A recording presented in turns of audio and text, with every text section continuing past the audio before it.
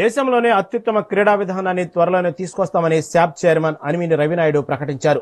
కాకినాడలో నిర్వహించిన మీడియా సమావేశంలో కాకినాడ, విశాఖ, తిరుపతిలలో అత్యాధునిక క్రీడా అకాడమీలను, పిఠాపురంలో జాతీయ స్థాయి క్రీడా మైదానాన్ని ఏర్పాటు చేయనున్నట్లు వెల్లడించారు.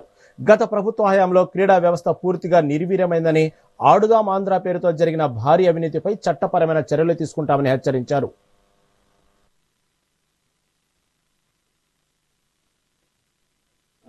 రాష్ట్రాన్ని ఆంధ్రప్రదేశ్ ఏదైతే విభజిత ఆంధ్రప్రదేశ్ ఉందో 2014-19లో అనేక ఆలోచనలు గౌరవ ముఖ్యమంత్రి గారు ఆ రోజు చేయడం జరిగింది. ఈ రాష్ట్రాన్ని క్రీడాంధ్రప్రదేశ్గా మార్చాలి, తద్వారా ఈ రాష్ట్రంలో ఉన్న క్రీడాకారులని జాతీయ అంతర్జాతీయ స్థాయికి తీసుకెళ్ళి ఒలింపిక్స్లో మన తెలుగు దేశాలు ఎవరైతే ఉన్నారో వాళ్ళు మెడలిస్టులుగా మార్చి ఆ స్థాయికి తీసుకెళ్ళాలని ఆలోచించారు. ఉమ్మడి ఆంధ్రప్రదేశ్లో కూడా మీరు చూశారు.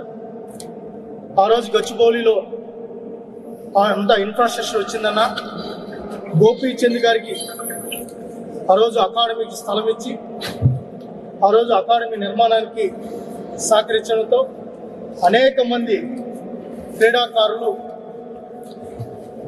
ఆ అకాడమీ ద్వారా రావడం, సింధు గారు కూడా అదే అకాడమీ నుంచి వచ్చి ఒలింపిక్ స్థాయికి వెళ్ళడం జరిగింది. తర్వాత